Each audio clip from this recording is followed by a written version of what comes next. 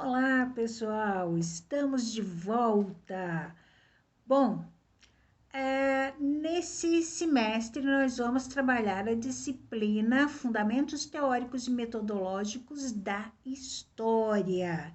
E a ementa desta disciplina eu já deixei para vocês na nossa sala virtual.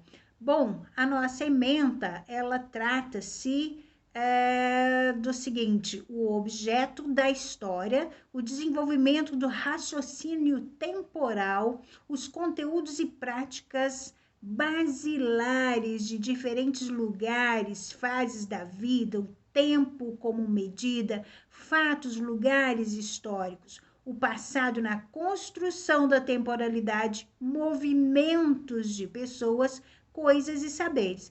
E o conhecimento histórico no âmbito escolar, o ensino de história e suas relações com o processo de transformação e manutenção das estruturas sociais, políticas, econômicas e culturais.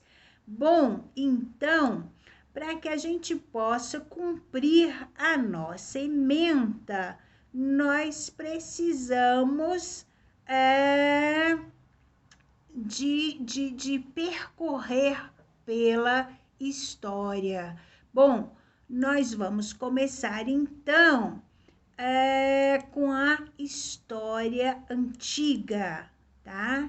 E aí nós vamos falar primeiro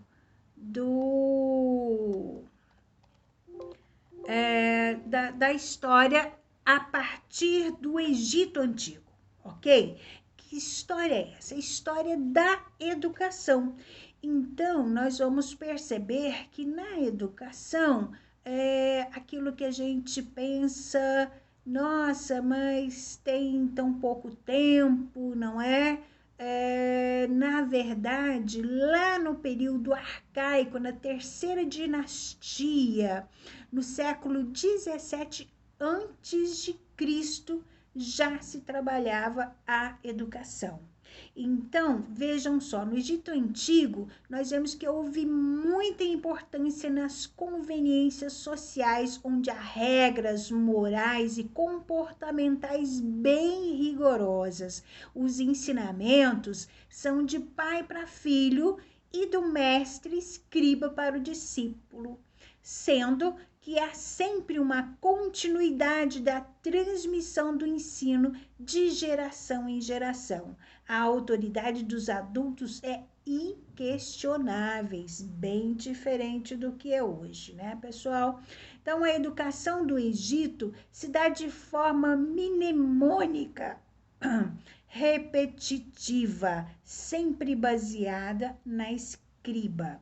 O ensinamento é voltado para a formação do homem político. Sua educação é direcionada para o falar. E quando se fala, tem que se beber água.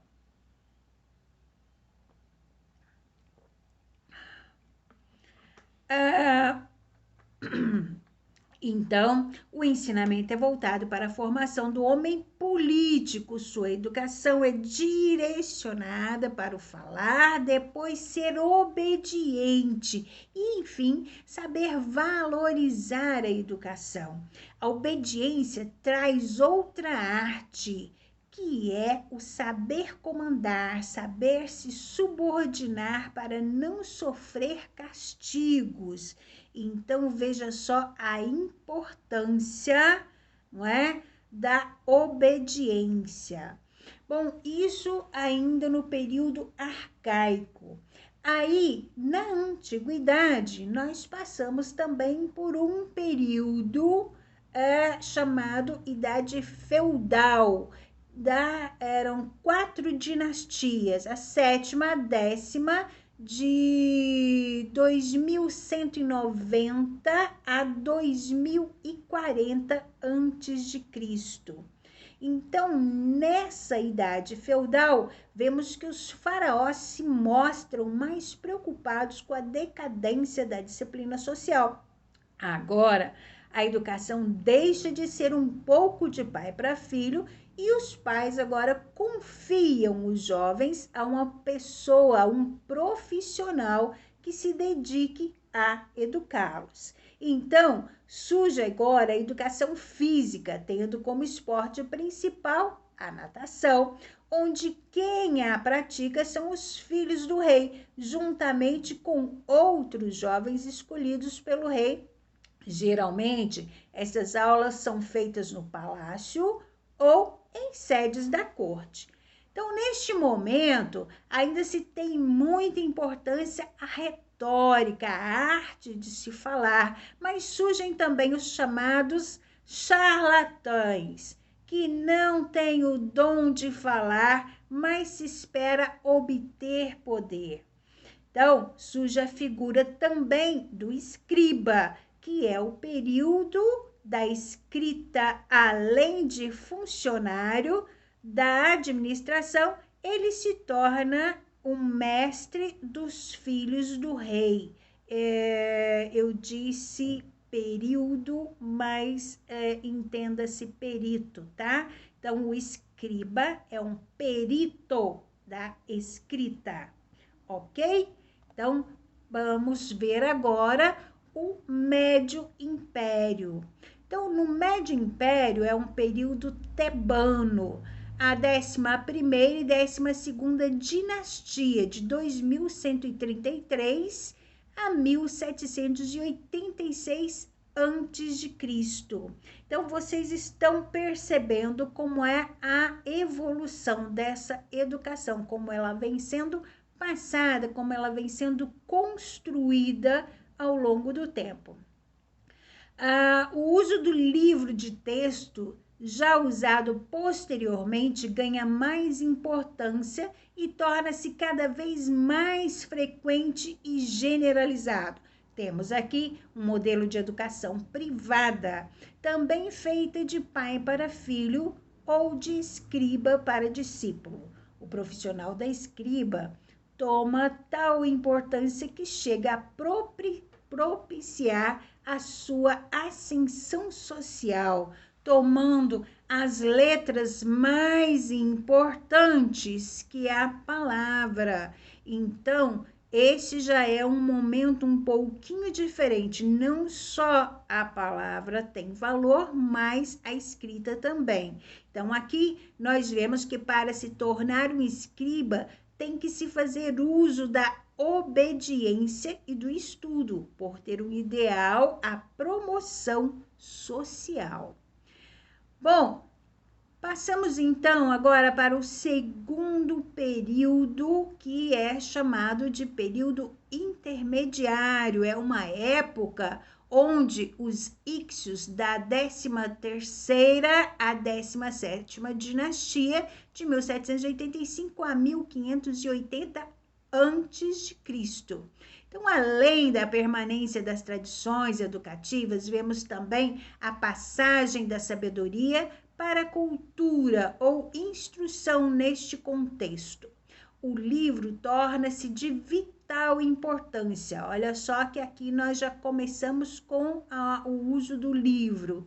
Então, se exalta a técnica da instrução, dando importância à habilidade manual na escrita. Vemos agora tomar importância a educação na primeira infância, mas continuando a separação da criança da mãe para frequentar a escola. Então, aqui a criança já vai passar por esse processo de separação da mãe, já não é mais ensinada só em casa. Então, a educação física se torna uma preparação para a guerra e continua sendo privilégio somente das classes dominantes, sendo que as classes populares achavam que o exercício físico não era saudável para os jovens e a força adquirida era temporária. Aí nós vemos a evolução do pensamento também, né? A evolução, a construção desse pensamento referente à capacidade de cada um. Então, aqui no Novo Império, Agora, neste período, ainda vemos exaltado o valor do ensinamento, a profissão de escriba. Então, essa profissão ela vai perder um pouco o seu status e passa a ser destinado a pessoas de compleição frágil. Então, aquela pessoa, assim, um pouco mais frágil, né? Que não tem muita força, que não consegue fazer uma outra coisa, aí se tornava um escriba. Perceberam como essa diferença há alguns anos, né? O escriba era de fundamental importância, fazia parte da elite. Agora não, agora, ao contrário, ele já é frágil. Então, vemos que a punição se torna cada vez mais frequente, principalmente a punição corporal. Então, surge também a reclusão e os grilhões. Bom, então passamos agora para um período demótico. Este período de 1069 a 333 a.C. Agora se dá maior importância não à retórica, mas à subordinação, onde se deve assimilar os costumes, ter obediência e submissão. Vemos agora que se tem o objetivo de preparar as crianças para a guerra, não somente para obedecer, mas também para comandar. Bom, a educação na Grécia, como era esta educação nesse período arcaico? Então, do século VIII ao século VI antes de Cristo, a educação homérica.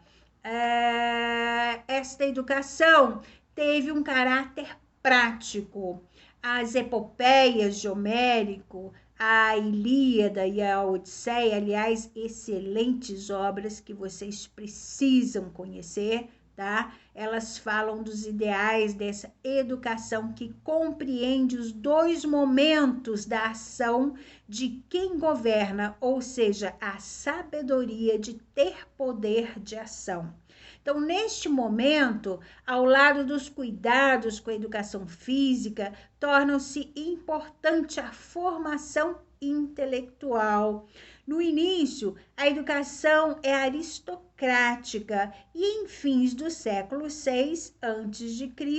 aparecem também formas simples de escolas e a educação deixa de ser só de responsabilidade da família, adquirindo aspectos coletivos. O Estado demonstra interesse, mas ainda o ensino não se torna obrigatório nem gratuito, continuando sobre a iniciativa privada. Bom, passamos então agora para a educação ateniense. Vocês perceberam que nós estamos fazendo um panorama geral assim, né? Até porque nós temos que estudar toda a história, ou pelo menos toda aquela que nós conseguirmos, tá? Então, nós vamos passar de uma maneira bem breve aqui pela essa educação arcaica, tá? Até porque a nossa grande influência não é essa educação, mas nós precisamos ter conhecimento dela. Então, a educação ateniense de 600 a 450 a.C. Então, em Atenas, a educação da criança de até 7 anos se restringe em casa, a cargo da família, muitas vezes ao cuidados de amas e escravos. Neste momento surge a figura do pedagogo. Olha só, vocês profissionais, tá? Estão surgindo aí neste período. Então, antes de Cristo, 600 a 450. Então, esse pedagogo designa em sua origem o condutor de meninos. Por isso eram chamados de pedagogos. Aos escravos encarregados de guiar as crianças à escola. Então, olha só, o pedagogo não era lá muito, né? Porque porque ele era um escravo que levava, só tinha essa condução aí da criança à escola. Mas tudo isso vai melhorar muitíssimo, né? E você já está sabendo disso. Então, a criança grega frequentava 2 tipos diferentes de escola: a escola de música e a escola de ginástica. Mais uma aguinha, porque ninguém é de ferro.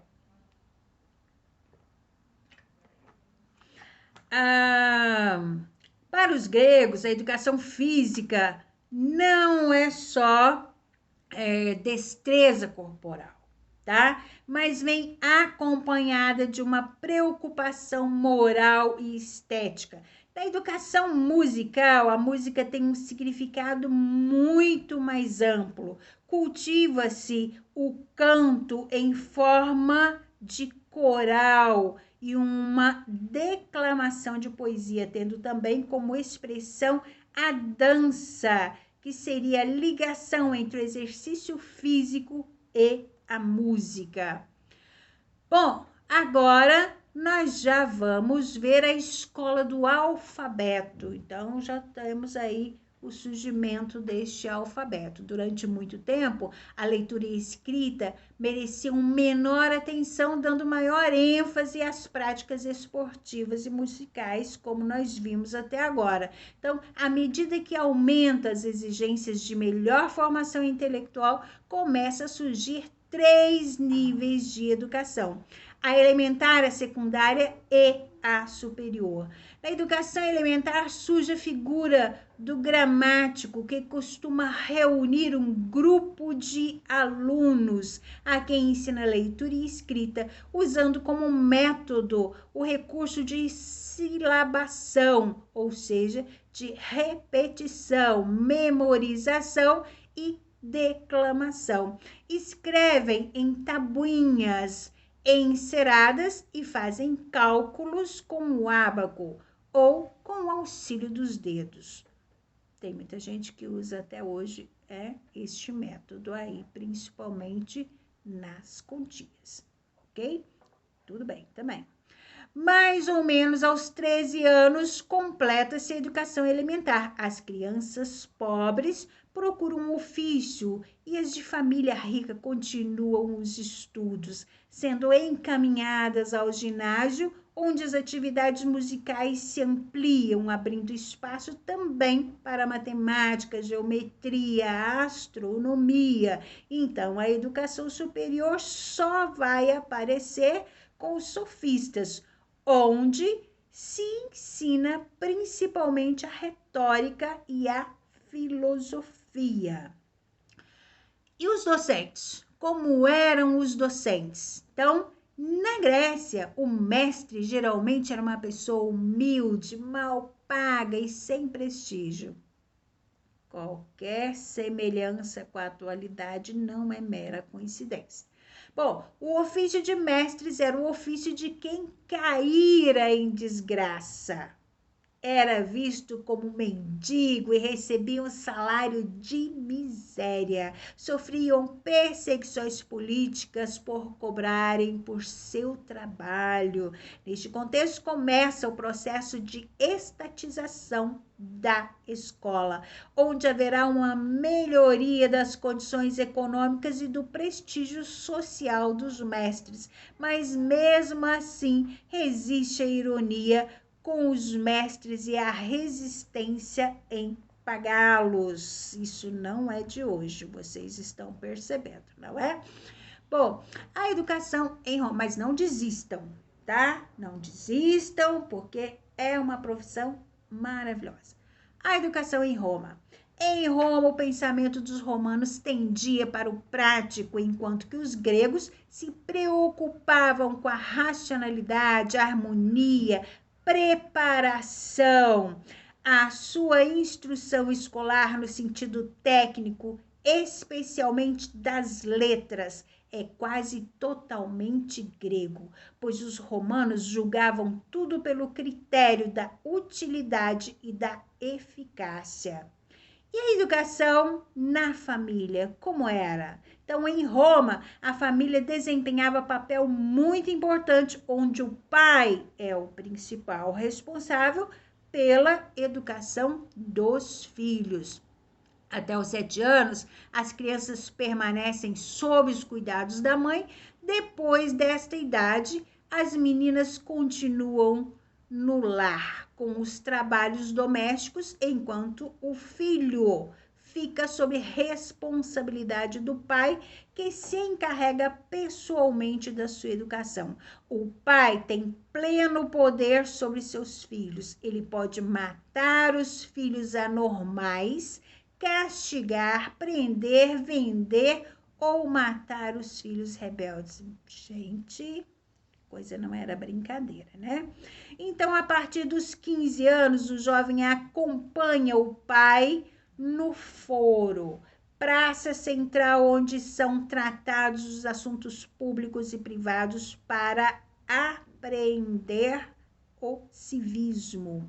E aos 16 anos, o jovem é encaminhado para a função militar ou a função política. Bom, a primitiva educação romana, de 753 a 250 ainda antes de Cristo. Então, durante a última parte desse período, surgiram as escolas elementares. Então, são as escolas do Ludmagister, onde se aprende a ler, escrever, contar. Os mestres são pessoas simples e mal pagas, usando qualquer espaço para ministrar suas aulas. A introdução das escolas gregas. Então, quando começam aí essas escolas gregas, já em 205 até o século 5 antes de Cristo. Então, já estamos quase chegando à era cristã.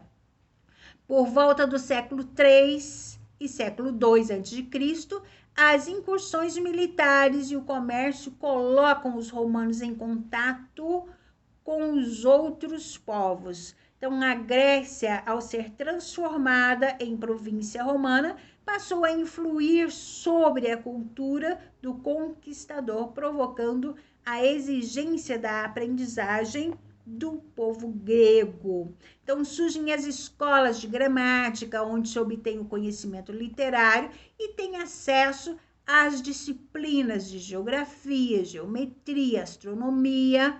Iniciam-se na arte de bem escrever e bem falar. Então, com as mudanças históricas da cultura grega, continua influenciando a vida em Roma. O tipo de saber mais aceito é a retórica.